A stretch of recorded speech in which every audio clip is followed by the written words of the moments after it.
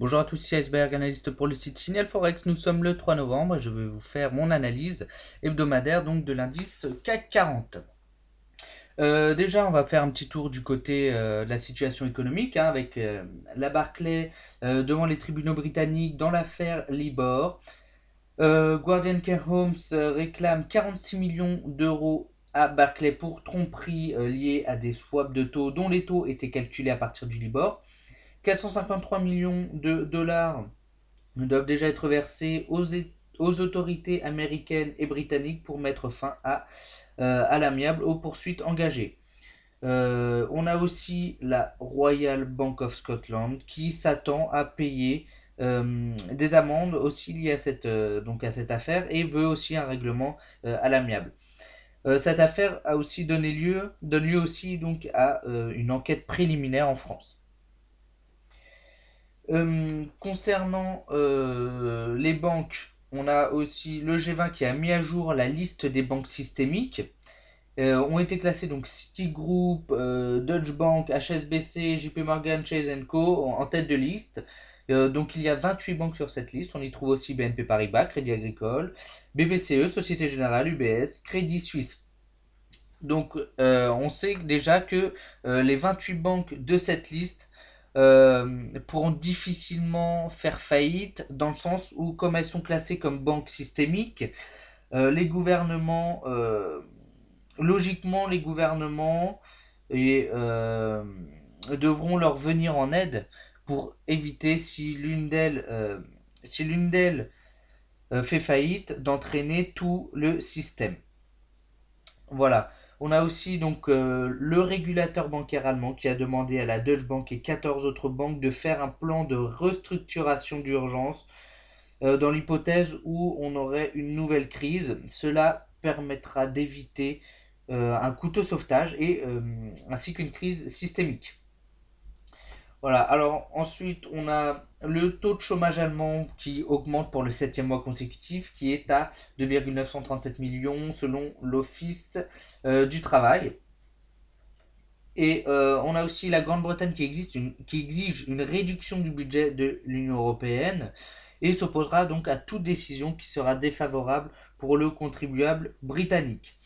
On a aussi donc le dossier portugais, hein, avec le Portugal qui demande l'aide du FMI pour réduire ses dépenses de 4 milliards d'euros. Et le Parlement a adopté mercredi la plus grande hausse de prélèvements obligatoires de l'histoire. Donc voilà, on va faire un petit tour du côté du calendrier économique. On va voir ce qui s'est passé la semaine dernière, hein. Au niveau des OAT à 10 ans en France, ils sont à 2,22%. Légère baisse par rapport au précédent à 2,28%. Maintenant, le taux de chômage européen, quant à lui, est en hausse. Il est à 11,6%, il était prévu à 11,5%. Donc voilà, donc ça c'est petite note négative. Maintenant, on a un signe très très positif avec le salaire non agricole du secteur privé qui lui est en hausse de 184 000 et qui était prévu à 125 000. Donc là, c'est une très très forte euh, une, euh, une bonne hausse et une très bonne surprise. Voilà. Et on a un taux de chômage américain qui est actuellement à 7,9%. Il était prévu à 7,9% et avec un précédent à 7,8%. Maintenant, pour la semaine qui arrive, voilà, on aura donc les chiffres les plus importants jeudi 8 novembre avec la balance commerciale allemande à 8 heures qui est attendue euh, qui, qui a augmenté et qui est attendu donc en baisse par rapport au précédent. Par contre, le solde commercial français lui est négatif. Est négatif, voilà, donc on va suivre les publications. Par contre, si les pays européens commercent beaucoup entre eux.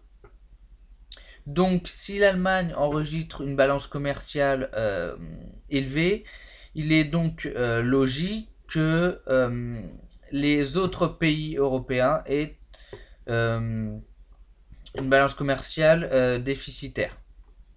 Voilà. Donc, on aura aussi à 13h45 l'annonce des taux d'intérêt de la BCE qui était à 0,75%, qui sont prévus à 0,75%.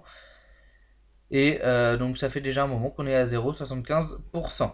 Voilà, donc je vais passer sur les graphiques, sur mon graphique du CAC 40. Donc, on a toujours cette oblique ici qui soutient les cours.